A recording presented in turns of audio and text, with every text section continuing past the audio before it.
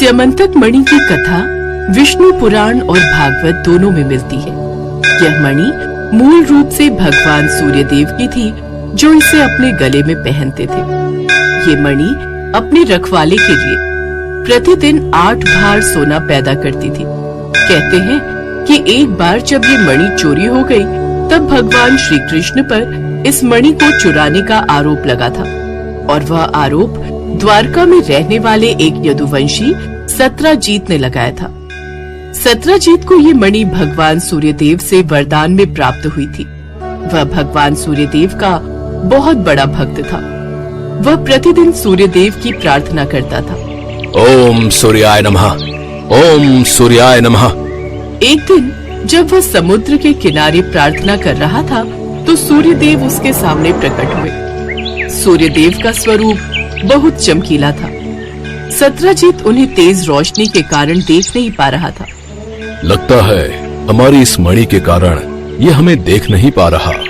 सूर्यदेव ने सत्रजीत को आशीर्वाद दिया। अब तुम मेरे दर्शन साक्षात कर सकते हो। इस मणि के प्रभाव के कारण ही मेरा तेज अत्यधिक हो रहा था। क्या ये मणि इतनी अधिक शक्तिशाली है सूर्यदेव? हाँ सत्रजीत, मेरी ये स्यमंतक मणि सभी शक्तियों से परिपूर्ण है। जहाँ भी ये मणि रहेगी, वहाँ सुख समृद्धि और शांति का वास होगा। ये मणि प्रतिदिन 8 भार सोने का उत्पादन करती है। ये मणि आपदा, संकट और रोगों से रक्षा करने वाली है। इस मणि की उपस्थिति से क्षेत्र में प्राकृतिक आपदाएं जैसे सूखा, बाढ़ या भूकंप आदि नहीं आते। दुष्ट शक्तियों का असर नहीं होता। ये मणि जिस किसी के पास भी रहती है, उसे धन और समृद्धि की कोई कमी नहीं रहती। सत्रजीत शक्तिशाली स्यमंतक मणि के गुण सुनकर उस पर मोहित हो गया। उसने सूर्यदेव से स्यमंतक मणि देने के लिए प्रार्थना की। सत्रजीत, तुम्हारी परम भक्ति से प्रसन्न होकर ही मैंने तुम्हें दर्शन दिए हैं। तुम मुझसे कोई भी वरदान प्राप्त कर सकते हो। हे सूर्यदेव, यदि आप मुझे कुछ देना ही चाहते हैं, तो मुझे अपनी ये स्यमंतक मणि दे दीजिए। ठीक है सत्रजीत, तुमने मुझसे जो भी इच्छा व्यक्त की है, मैं उसे अवश्य पूरी करूंगा। ये लो, मैं ये चमत्कारी और शक्तिशाली मणि तुम्हें प्रदान करता हूँ। सूर्यदेव ने सत्रजीत की इच्छा पूरी की, और इस तरह सत्रजीत को स्यमंतक मणि मिल गई। स्यमंतक मणि एक बहुत शक्तिशाली और मनमोहक मणि थी। जब सत्रजीत ने इसे अपने गले में पहना, तो वह स्वयं सूर्यदेव की तरह तेजस्वी दिखाई देने लगा। पर श्री कृष्ण ने नगर के लोगों के भ्रम को तोड़ दिया कि वो सूर्यदेव नहीं, वो सत्रजीत है। इस प्रकार इस मणि के उपयोग से सत्रजीत बहुत धनवान हो गया। जल्द ही इस मणि की प्रसिद्धि चारों ओर फैल गई। एक दोपहर जब सत्रजीत शाही बगीचे में अकेला बैठा था, श्री कृष्ण उससे मिलने आए। ये देखकर सत्रजीत ने तुरंत मणि अपने गले में पहन ली। प्रणाम गोविंद, आइए पधारिए। आज मेरे पास आना कैसे हुआ? सत्रजीत, मैं तुम्हारे पास एक उद्देश्य लेकर आया हूँ। मैं चाहता हूँ कि तुम अपनी ये चमत्कारी स्यमंतक मणि यादवों के राजा उग्रसेन को भेंट कर दो। स्यमंतक मणि सूर्यदेव द्वारा मानव जाति को दिया गया एक अद्भुत उपहार है। इसका उपयोग जन जन के पुण्य के लिए किया जाना चाहिए। इससे जन जन का कल्याण होगा। हे कृष्ण, आप ये कैसी बातें कह रहे हैं? ये मणि मुझे सूर्यदेव ने उपहार में दी है। इसका उपयोग मैं किसी और को कैसे करने दे सकता हूँ? नहीं, मैं अपनी ये मणि किसी को नहीं दूंगा। ये मणि हमेशा मेरे पास रहेगी, और इसका लाभ केवल मुझे ही प्राप्त होगा। क्षमा कीजिए, मैं आपकी ये आज्ञा नहीं मान सकता। सत्रजीत, मैं तो तुम्हारे भले के लिए आया था, किंतु तुम अहंकारी हो चुके हो। इस कारण तुम्हें समझाना व्यर्थ है। मैं जा रहा हूँ, परंतु तुम अपना और मणि का ख्याल रखना। अब इसकी सुरक्षा तुम्हारे हाथों में है। भगवान श्री कृष्ण जानते थे कि स्यमंतक मणि सत्रजीत के पास असुरक्षित है। शायद उन्हें इस बात का पहले ही ज्ञात हो चुका था। सत्रजीत का एक भाई था जिसका नाम प्रसेन था।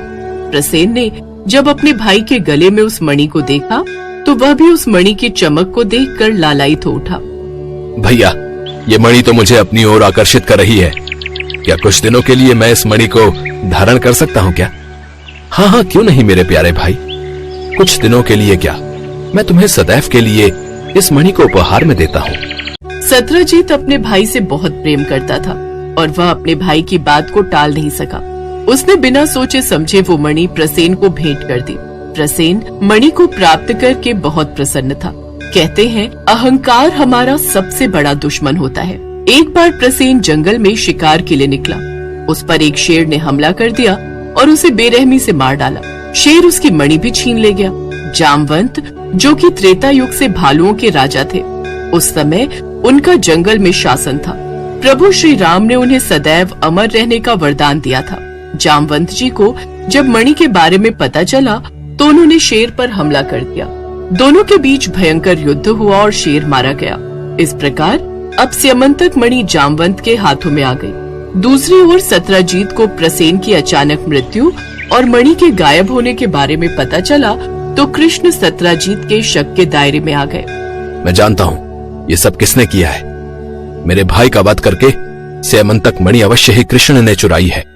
वो मेरे पास उस मणि को प्राप्त करने की इच्छा लेकर आए थे और जब मैंने उस मणि को देने के लिए मना कर दिया तो उन्होंने मेरे भाई को मार दिया और मणि चुरा ली। मैं कृष्ण को कभी क्षमा नहीं करूंगा। सत्यजीत ने कृष्ण पर आरोप लगाया कि उन्होंने मणि पाने के लिए उसके भाई की हत्या कर दी है। सब तरफ इस बात की चर्चा होने लगी कि आखिर स्यमंतक मणि कहाँ गई। श्री कृष्ण भी इस बात को लेकर बहुत परेशान थे। उन्होंने अपने ऊपर लगे आरोपों को मिटाने तथा लोगों के सामने सच्चाई लाने का संकल्प लिया। वे जंगल में गए जहाँ प्रसेन शिकार के लिए गया था। उन्हें वहाँ शेर के निशान मिले और वे आगे बढ़ते गए। वे उस जगह पहुँचे जहाँ मृत शेर पड़ा था। मैं इसी मणि की तलाश में आया था। आप मुझे कृपा करके ये मणि लौटा दीजिए। नहीं, मैं ये मणि नहीं दूंगा। अब इस मणि पर मेरा अधिकार है। अगर तुम इस मणि को प्राप्त करना ही चाहते हो तो तुम्हें मुझसे युद्ध करना होगा। अगर तुम ऐसा चाहते हो तो अवश्य ही युद्ध हो जाए। श्री कृष्ण और जामवंत के बीच एक भयंकर युद्ध हुआ जो कई दिनों तक चला। आखिरकार जामवंत थक गए। वह उस समय पृथ्वी पर मौजूद सबसे शक्तिशाली प्राणी थे। उन्हें आश्चर्य हुआ कि कौन उन्हें कमजोर कर सकता है। अब आप कौन हैं? मुझे अपना परिचय दीजिए, क्योंकि मैं इतना जानता हूं कि इस पूरी पृथ्वी पर मुझे हराने वाला कोई नहीं। आप कोई साधारण मनुष्य नहीं हो सकते। आप कोई परम शक्ति हैं। कृपा करके मुझे अपना परिचय दीजिए। जामवंत की प्रार्थना पर भगवान श्री कृष्ण उन्हें अपना परिचय देते हैं। जामवंत उनसे क्षमा मांगते हैं और उन्हें वह मणि लौटा देते हैं। मुझे क्षमा कर दीजिए प्रभु, मुझसे बहुत बड़ी भूल हो गई। मैं अपने प्रभु श्री राम को पहचान नहीं पाया। ये लीजिए प्रभु, ये मणि, और मुझे क्षमा करके अपना आशीर्वाद दीजिए। जामवंत, तुम्हें क्षमा मांगने की कोई आवश्यकता नहीं। तुमने तो अपना धर्म निभाया है। तुम इस मणि की विशेषता जानते थे, इसलिए तुम नहीं चाहते थे कि ये मणि किसी असुरक्षित हाथ में जाए। और मेरा आशीर्वाद तो सदैव युगों युगों से तुम्हारे साथ है और हमेशा रहेगा। जामवंत के आग्रह पर भगवान श्री कृष्ण उनकी पुत्री जामवंती से विवाह करते हैं। जामवंती और स्यमंतक मणि को लेकर श्री कृष्ण अपनी नगरी द्वारका लौट आते हैं। सत्यजीत ने कृष्ण पर झूठा आरोप लगाने के लिए बहुत पश्चाताप किया। बाद में सत्यजीत अपनी पुत्री सत्यभामा का विवाह श्री कृष्ण से कर देते हैं। एक बार भगवान शंकर तपस्या से उठे तो माँ पार्वती उनके पास आई और बोली, स्वामी, आप सारा दिन पर्वत पर बैठे रहते हो और मैं सारा दिन घर का कामकाज करती हूँ, भूखी प्यासी बैठी रहती हूँ। आप कुछ नहीं कमाते हो, मैं क्या खाऊं, क्या बच्चों को खिलाऊं? आपने कभी इस ओर ध्यान भी दिया कि परिवार कैसे चलेगा? माँ पार्वती की बातें भगवान शंकर ध्यान से सुन रहे थे। आप मेरी एक बात मानोगे स्वामी? मैंने तुम्हारे साथ फेरे लेते हुए 7 वचन निभाने का वादा किया था। तुम कहो तो मैं तुम्हारी बात अवश्य मानूंगा। तो फिर ठीक है, एक काम करो, आप वृंदावन चले जाओ। एक आपका अपना नंदी बैल तो है ही, और एक बैल आपका वहाँ कन्हैया से मांग लेना। कन्हैया के खेत हैं, आप वहाँ पर खेती करना और जो फसल उगे उसे ले आना, कुछ तो काम चलेगा। लेकिन एक बात का ध्यान रहे स्वामी, आप वहाँ जाकर कन्हैया से कहना कि आप खेती ऊपर की लोगे और नीचे का हिस्सा कन्हैया को देना। ठीक है देवी पार्वती, मैं अभी नंदी बैल पर बैठकर वृंदावन जाता हूँ। इसके पश्चात भगवान शंकर अपने बैल नंदी पर बैठ गए और कन्हैया जी के पास जाने लगे। रास्ते में नंदी बैल उनसे बोला, प्रभु हम जा तो रहे हैं, लेकिन ये कन्हैया बहुत चालाक हैं, बहुत तेज हैं। कोई नहीं, जो होगा सो देखा जाएगा। मैंने पार्वती को वचन दिया है कि अब मैं खेती करके ही लौटूंगा। और फिर इसके पश्चात शंकर जी अपने बैल नंदी के साथ कृष्ण जी के द्वार पहुँचे और अपना शंख बजाने लगे। शंख की आवाज सुनकर कृष्ण जी द्वार खोलते हैं तो उनके सामने भगवान शंकर खड़े थे। कृष्ण जी भगवान शंकर को प्रणाम करते हैं। भोलेनाथ आप आइए, भीतर पधारिए। अचानक कैसे आना हुआ? मुझे संदेशा भेज देते, मैं आपसे मिलने आ जाता। कन्हैया मेरा एक काम है जो केवल तुम ही कर सकते हो। हाँ हाँ बताइए, मैं आपकी किस प्रकार सहायता कर सकता हूँ? मुझे आपके खेतों पर खेती करनी है। एक बैल मेरे पास है और एक बैल आप अपना दे दो और अपने खेत पर मुझे खेती करने के लिए दे दो। क्यों मैया, आपका क्या विचार है? भगवान शंकर हमारे खेतों पर खेती करना चाहते हैं। हाँ तो कोई बात नहीं, अच्छी बात है, हमें भी बनी बनाई फसल मिल जाएगी। पर मेरी एक शर्त है, खेती में आप जो भी मुझे बोने को कहोगे वो मैं बो दूंगा, पर खेती का ऊपरी हिस्सा मैं रखूंगा। तो आप बताओ मैं क्या बो दूं? ठीक है, मुझे मंजूर है। एक काम करो, आप ना आलू बो दो। ठीक है, फिर मैं फसल तैयार होने के बाद ही आपसे मिलूंगा। इसके बाद शंकर जी बैलों को लेकर खेती करने चले गए। उन्होंने खूब मेहनत से खेती की और आलू उगाए। कुछ दिनों में आलू की फसल पककर तैयार हो गई। शर्त के मुताबिक शंकर जी और नंदी ने मिलकर आलू के ऊपर की फसल, आलू के पत्ते काटे और गठरी में भरकर कैलाश ले गए। शंकर जी ने बहुत खुशी से पार्वती मैया को वो गठरी दी। पार्वती मैया ने जब गठरी को खोलकर देखा तो वो हैरान हो गई। उस गठरी में तो पत्ते ही पत्ते थे। प्रभु आप ये क्या उठा लाए हो? खेती कहाँ है जो आपने की थी? पार्वती मैंने तो वैसा ही किया जैसा तुमने मुझसे कहा। मैंने ऊपर की खेती का हिस्सा लिया और कैलाश लौट आया। मुझे कुछ नहीं पता प्रभु, अब मैं इन पत्तों का क्या करूं? ये पत्ते किसी काम के नहीं हैं। अब आप दोबारा जाओ और दोबारा खेती करके लाओ। और हाँ, अब की बार आप नीचे की खेती मांगना। एक बार फिर भगवान शंकर नंदी के साथ वृंदावन जाने लगे। रास्ते में नंदी ने उन्हें फिर समझाया कि कान्हा बहुत चतुर है, तो आप सावधान रहना। शंकर जी ने फिर से वही कहा कि जो होगा देखा जाएगा। कन्हैया मुझे आपके बैल और खेत फिर से चाहिए। मुझे एक बार फिर खेती करनी है, पर इस बार मेरी शर्त यह है कि मैं खेती नीचे की लूंगा, ऊपर की आप रखना। बताओ मैं क्या बो दूं? ठीक है, फिर तो आप बाजरा बो दो। कृष्ण जी के कहने पर शंकर जी ने बाजरा बो दिया और खेती की। उसकी अच्छे से रखवाली की और कुछ ही समय में बहुत अच्छी बाजरे की फसल उगाई। शंकर जी बाजरे के नीचे की डंडियां तोड़कर कैलाश ले गए और ऊपर का बाजरा सारा कृष्ण जी और यशोदा मैया घर ले गए। कैलाश पहुंचकर जब शंकर जी ने माता पार्वती को बाजरे के नीचे की डंडियों से भरी गठरी दिखाई तो वो फिर से क्रोधित हो गई। अरे आप ये क्या ले आए? ये तो घास फूस है, इनका मैं क्या करूंगी? इसमें बाजरे के दाने कहाँ हैं? पार्वती मुझे तो तुमने कहा कि मैं नीचे की खेती ले आऊं, इसलिए ऊपर की खेती मैंने कन्हैया को दे दी। मुझे कुछ नहीं पता, मैं क्या बनाऊं और क्या खिलाऊं। आप एक बार फिर से जाओ और इस बार कन्हैया से कहना कि ऊपर और नीचे दोनों की खेती आप ही रखोगे। ठीक है पार्वती, जैसा तुम कहो, मैं फिर से जाता हूँ। चलो नंदी।